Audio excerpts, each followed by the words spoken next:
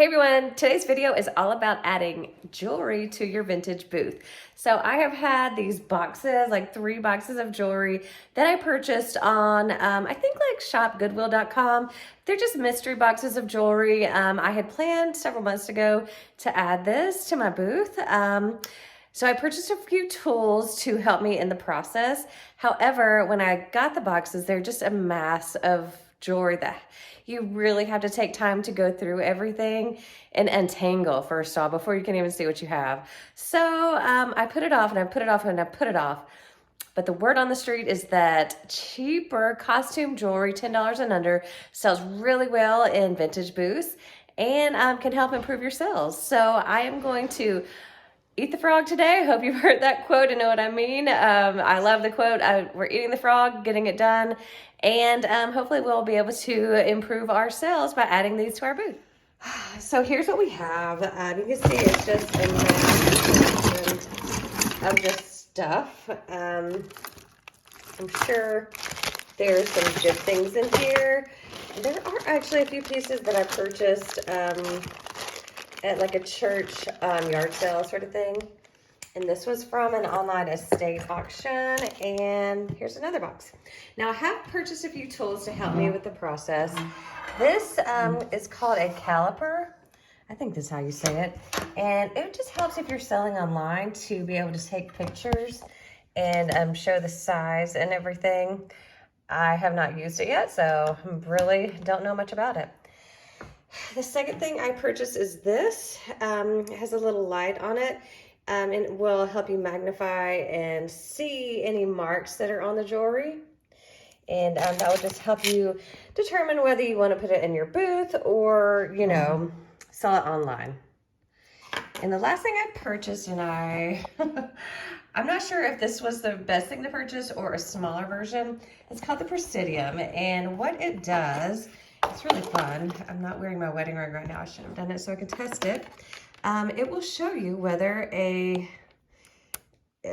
piece of jewelry is a diamond or a piece of glass, or you can see on here jadeite, topaz, ruby, and this one is obviously marked cubic zirconia. And when you press it, that's hard to do. When you press it, it goes to glass. Womp womp. So kind of like Willy Wonka. Womp, you know, this is a dead one. But, you know, it's still a really pretty set. I absolutely would wear it. And it could sell for, you know, $5 or $10 in your booth. So here we go. I am going to go through all this and do some fun testing as well. And I still have, I believe, some gold. So I might go to a jeweler or, I don't know, a pawn shop maybe even, and see if they can help me determine if this is gold or not.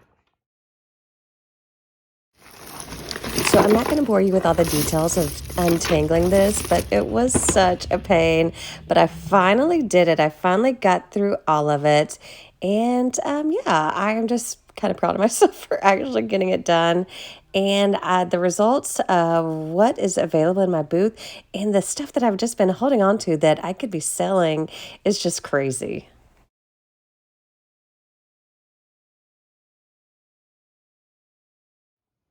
Okay, so here I am 2 days later. I am finished with the necklaces. It was so much work getting them all separated and apart. This really is not for the faint of heart. You really have to be dedicated to getting those necklaces and pieces apart. And it was a huge pain, but I did it. And so I want to tell you the first count of items that will go into my booth. So I've separated them into items going into my booth, some that I'm going to redonate, and items that I'm going to keep for myself, and ones that I'm going to sell online. So, you know, theft is always an issue. It's always in the back of my head. And I really think that $10 and less is the best way to have items in your booth. But for items that are a little bit more valuable, I think you'll get more money, you know, online. You know, in the booth, it's really kind of more of an impulse purchase and a quantity thing instead of a quality type thing that you'll get more money out of online. But I have been shocked at the items that I've gotten and what good quality, what good shape that they are in. So I was going back through my records, and I think I purchased one mystery box from shopgoodwill.com and one from the Goodwill Blue Box, or yeah, buybluebox.com. And it's been so long, I believe it was back in February of this year. It's currently November. When I purchased these, one was a 5-pound box, and I can't find a record for the other one, but it was a lot. And so the first count, 97 necklaces will be going into my booth. The necklaces I've already priced, and I priced them from anywhere from $5 to $10. So just kind of use my gut to just go with the number, and yeah, I'll show you what I got so far. One thing I'm very concerned about is getting these into the store. So I'm going to individually wrap these up and carry them in these plastic bins. And you can see how I did my tags. I just cut off strips of this craft paper, did my stamp, and wrapped it around the necklace and stapled it. So hopefully people can slide it around if they want to get a better view of the necklace. I mean, there's just so many. Some of them are just so unique and really pretty. Some of them, I did get a lot of this Leah Sophia brand, and I think that is a vintage brand. See if you can see the tag there. But they really go from, you know, $5 to $12 online. So I thought that would be a good item to put in the booth. Look how fun. I mean, it's this for $10. I would definitely, if I loved butterflies or if I had a kid that loved butterflies, definitely grab something like that. This caused me a lot of pain in untangling everything. And I did use my Presidium gem tester on a lot of the items just to double check and make sure. So no real gems are going in to the booth, and I'm gonna have some fun later and just show you, test some gems with the Presidium. And one of the biggest knots that we found something so exciting. I just can't wait to show you. Look how fun that is.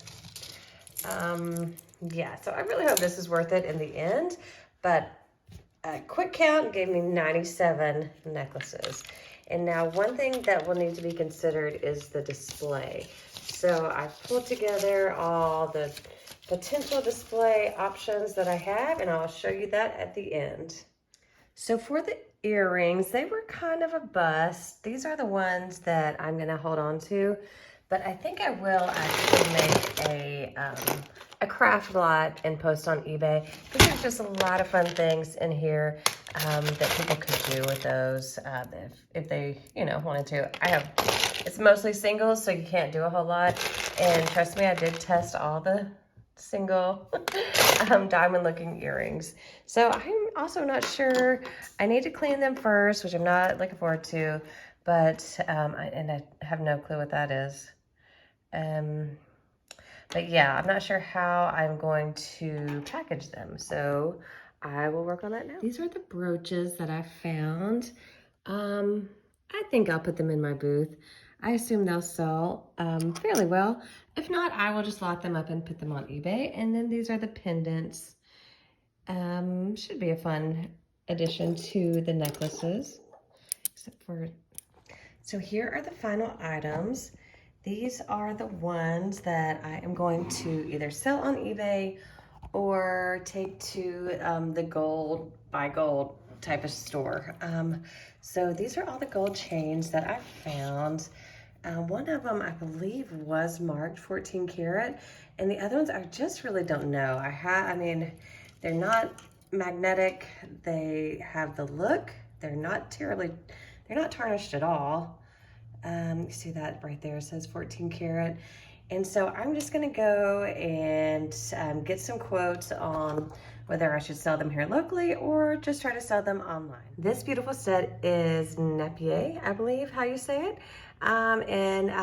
It goes for $20, $25. This is a Natasha piece, and it is still new with tags. You know, that might be another $20 piece, but just really pretty. These are a few of the other ones. This one is not branded, but just really pretty.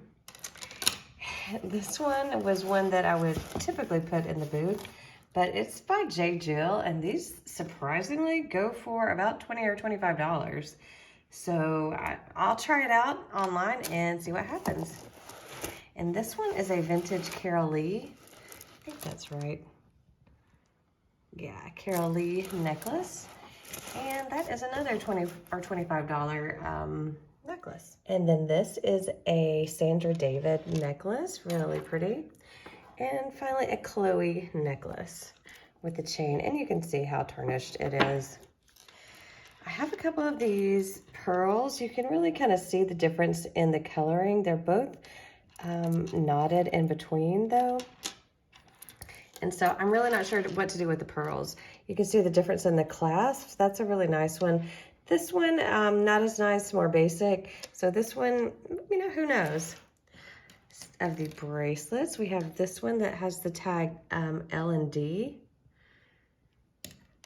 And that's gonna go online. And then this, Alex and Annie, the energy, I think it was an energy bracelet. This one I'm going to throw in with my gold lot. I don't know.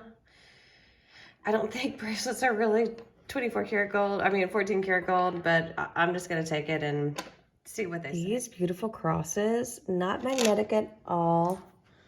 I'm not sure if they're gold or silver, so I'm gonna take those as well. Look at this pretty bracelet. It's not any sort of a gem, and I see that one is missing there, but it's very pretty, and I love that clasp. These are a few other potential gold pieces that, I mean, look at that. That's kind of tarnished. I mean, I don't know enough, and I can see a lot of the tarnish now, so I probably will only take a few of these in, but you never know, so why not just ask? All right, so now let's have some fun with the Presidium. First of all, I'm going to do this gold necklace, this chain that, you know, has some potential, has these gold or diamond looking ones, and you have to be very precise where you hit it, and if it beeps like that, you got it wrong. Let's try again. See, it's just glass. Nothing to get excited about. So I will drop that one. That one will go in the gold that I'm going to take by today. Look at this beauty.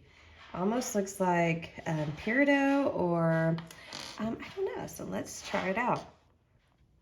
All you do is just press directly on there, and you can see if it moves above glass, it's usually something. So this one looks like it might be in the citrine category. So it's really pretty either way. So I'm not sure what to do with it now. Okay, here is a little ring with a purple stone in it. The ring could be gold or silver, I'm not sure. But let's check this gem, and you can see we're jadeite spinel.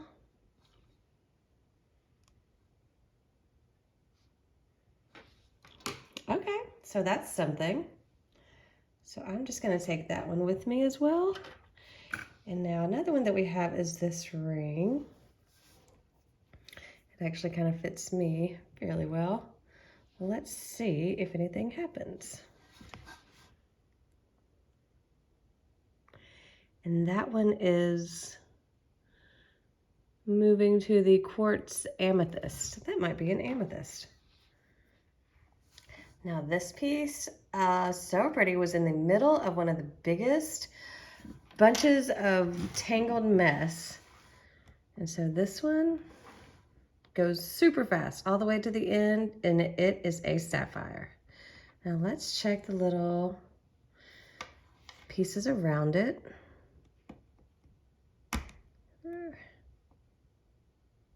And those register as glass. But this is a beautiful piece.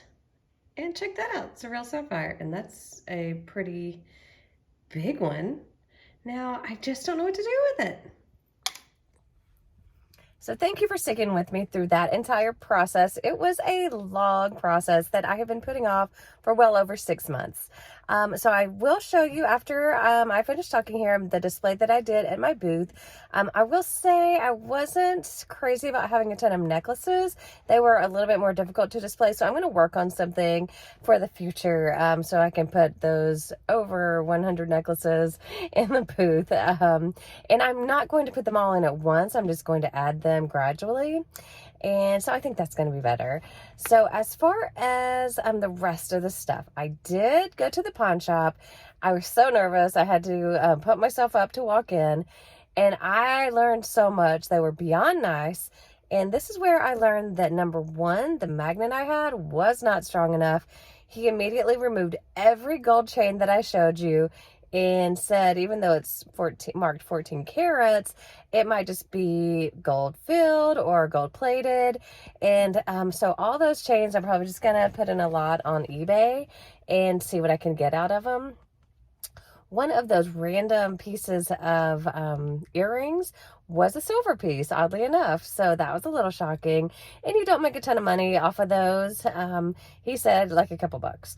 And then the other surprising pieces were the other rings, the ones that showed that they were some sort of gemstone. They were silver.